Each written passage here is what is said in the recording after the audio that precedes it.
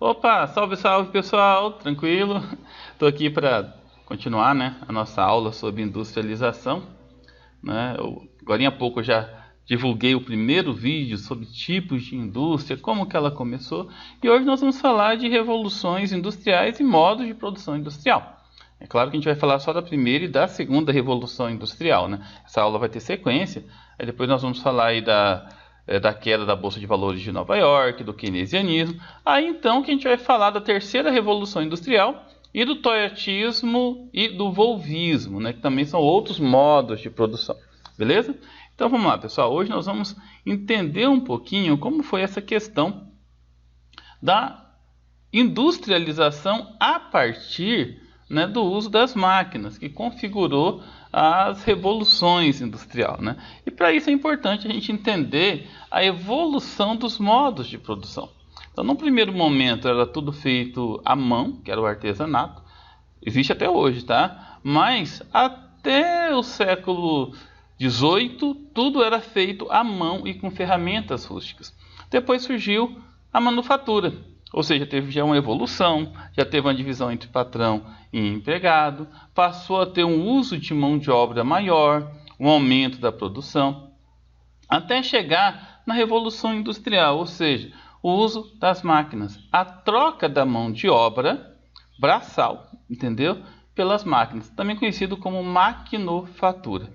E dentro desse contexto, pessoal, surgiu a Revolução Industrial, que teve início lá no século XVIII, na Inglaterra. A Inglaterra tinha algumas características que foram bem interessantes e que propiciaram essa revolução. Vamos dar uma olhada? Primeiro, supremacia naval. Grandes reservas de capitais. A Inglaterra foi um dos países que mais colonizou pelo mundo, né? Grandes reservas de recursos energéticos, grandes reservas aí de carvão mineral, de minério de ferro, grande disponibilidade de mão de obra, graças aí à Revolução Gloriosa, né, do finalzinho aí do século XVII. O êxodo rural foi muito intenso, né? A burguesia passou a exercer uma forte presença na política, ou seja, o absolutismo não era mais tão forte.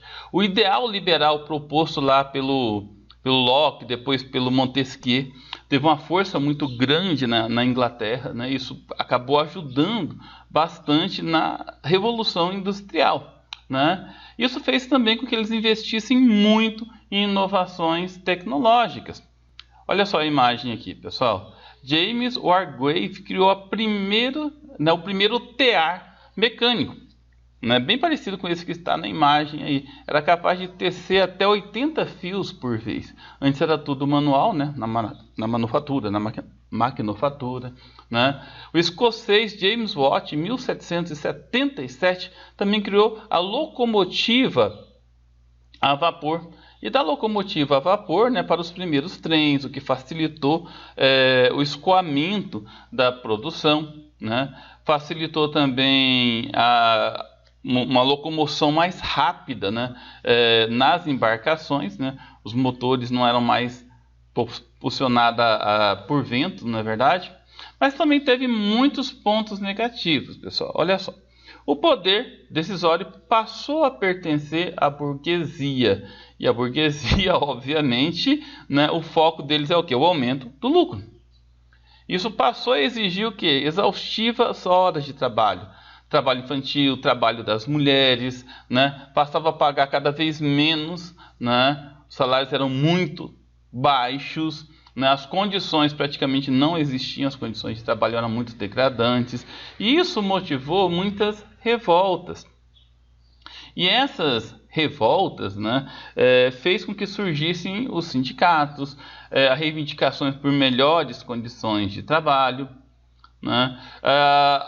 Teve um crescimento desenfreado da urbanização, as pessoas passaram a viver mais nas cidades e, como consequência disso, passou a surgir os problemas ambientais, os problemas sociais, não é verdade? Favelização, pessoas morando na rua, aumento de doenças, né? Tudo isso foi surgindo como consequência da Revolução Industrial. passou a ter uma maior demanda por matéria-prima e também por recursos energéticos e também por mercado consumidor.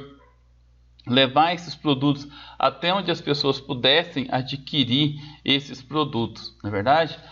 Foi interessante porque foi uma revolução muito grande, né? Da segunda metade do século XVIII até a primeira metade do século XIX. No início da segunda metade do século XIX, passa a ter uma evolução maior. E essa evolução nós chamamos de Segunda Revolução Industrial. Houve um crescimento econômico muito grande, não apenas da Inglaterra, não é verdade? Também de outros países, como os Estados Unidos, Alemanha, França, Bélgica, Itália, Japão, né? E esse crescimento econômico também chegou no comércio, também chegou no campo, e tudo isso possibilitou a segunda revolução industrial. Os próprios Estados Unidos, depois da Guerra de Secessão Americana, né, e a Alemanha também, para a Guerra de Unificação, precisou o quê? Providenciar avanços científicos. E esses avanços científicos acabou possibilitando a segunda revolução industrial. Bom, pessoal, nós temos várias características. Então, nós vamos ver quais foram essas características da segunda revolução industrial, né? Primeiro, o advento da pesquisa científica. Pois é, né? Durante o século XIX, começo do século XX, muitas pessoas começaram a estudar, a adquirir método científico. Coloquei aqui a imagem da lâmpada, que é talvez o primeiro grande símbolo dessa cientificação, mas não foi só ela não, pessoal. Teve os motores de combustão interna, teve a geração de energia elétrica e vários outros que representaram esse avanço científico, né? A invenção do motor de combustão interna possibilitou o surgimento da indústria automobilística, possibilitou aí que vários navios passassem a andar de maneira mais rápida, mais eficiente, não é verdade? O recurso energético, que era o carvão mineral, ele passa a ser substituído pelo petróleo e com isso surgem as indústrias petroquímicas, né? O surgimento da energia elétrica em grande escala, né? Migra da lamparina, da vela para a energia elétrica. O desenvolvimento da indústria pesada, ou seja, o ferro ele passa a ser substituído pelo aço, que é mais resistente, mais flexível, menos corrosivo, tem uma eficiência muito maior, e o aço ele passa a ser fabricado em grande escala, ou seja, surge aí a indústria siderúrgica, não é verdade? Cara, o automóvel é talvez a bola da vez, né? É talvez aí a principal cara, né, da segunda revolução industrial, principalmente no comecinho do século XX. Ele passa a ser mais eficiente, né? E também, pessoal, surge aí os aviões, que é um meio rápido de locomoção, e também surge dentro desse contexto da revolução industrial. Então, só para sintetizar todas essas características, olha só, com a eletricidade, as fábricas passaram a produzir mais e melhor. Com o petróleo, né, surge também novos ramos, porque os subprodutos do petróleo passam a ser utilizados em vários ramos das indústrias. O motor de combustão interna, né, descoberto lá em 1883, induz a indústria automobilística, que passa a ser muito estimulado.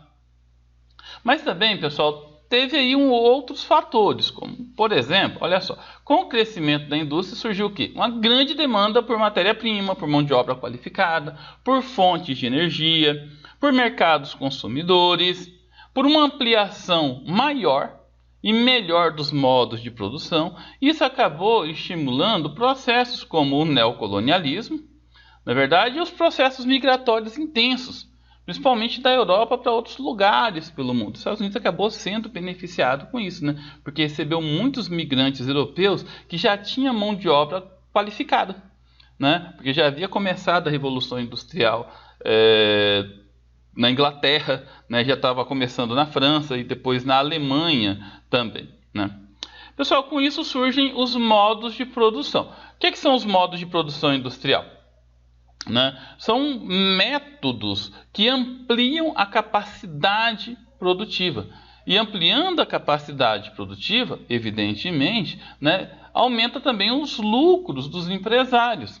Na verdade, viabiliza as atividades industriais. Então, essas técnicas elas são utilizadas para desenvolver melhor, tornar o desenvolvimento das fábricas mais viável economicamente. E nisso, pessoal, nós tivemos dois que se destacaram durante esse período, o Taylorismo e o Fordismo.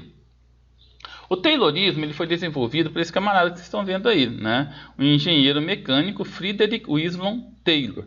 Esse camarada ele criou um método sistemático que era baseado na supervisão, na gerência, para que os funcionários pudessem dividir a tarefa, ou seja, deixar de desperdiçar energia e tempo, se especializar e conseguir ter uma produtividade maior. A primeira ideia dele era aumentar a produtividade e diminuir as crescentes revoltas dos trabalhadores, que estavam sempre procurando melhores condições de trabalho. Foi interessante, pessoal, mas também teve pontos negativos. Então, só para a gente analisar um pouquinho. Os pontos positivos foi porque ampliou a capacidade produtiva, aumentou o lucro dos empresários, diminuiu, de certa forma, as jornadas de trabalho e acabou melhorando os salários. Mas os trabalhadores eles se queixavam que o serviço era muito repetitivo. Isso gerava vários problemas físicos, problemas psicológicos. Eles não poderiam tomar decisões. Quem tomava era só os empresários, os gerentes, os supervisores, os coordenadores. Entendeu? O trabalhador ele é visto como uma máquina, É como uma mecanização do trabalho. Isso gerava bastante desgosto para os trabalhadores. Pessoal, teve também o Fordismo, proposto por Henry Ford, grande empreendedor da marca Ford. Em 1914, ele criou a linha de produção, que foi uma forma de melhorar o sistema que vinha até então, que foi o Taylorismo. Esse sistema, pessoal, se baseava na produção em massa, em produção em série. Ele inseriu, inclusive, a esteira de produção. Havia grandes estoques. A ideia era a redução de desperdício, uma melhoria da matéria-prima, um custo final muito maior. Isso propiciou a formação de grandes aglomerados industriais. Mas para o trabalhador ele precisava ser o quê? Especializado e alienado. O trabalho era sempre repetitivo, sempre. E ele nunca tinha noção do que ia chegar até o final. Mas, por outro lado, surgiram os sindicatos fortes, que brigavam sempre por melhores salários para estimular a produção. Aliás, não tem nada que estimula mais uma produção, uma produtividade que bons salários, não é verdade? A hierarquia era muito rígida, tinha supervisão, tinha gerência. E havia jornadas de trabalhos rígidas e muito longas, que acabava deixando o serviço bastante exaustivo. Aqui imagens do que seria a esteira de produção fordista, o que ampliava a capacidade de produção dos veículos, como vocês estão vendo aí. Tá? Pessoal, é isso aí. Nós falamos rapidamente da primeira e da segunda Revolução Industrial. Falamos também do Taylorismo e do Fordismo. Espero que vocês tenham entendido. Essa foi uma revisão bastante rápida. Nós vamos ter aí mais três aulas sobre esse assunto antes de começar a fazer as atividades com foco no Enem. Não é mesmo? Valeu, gente. Fiquem com Deus e até a próxima. Tchau, tchau.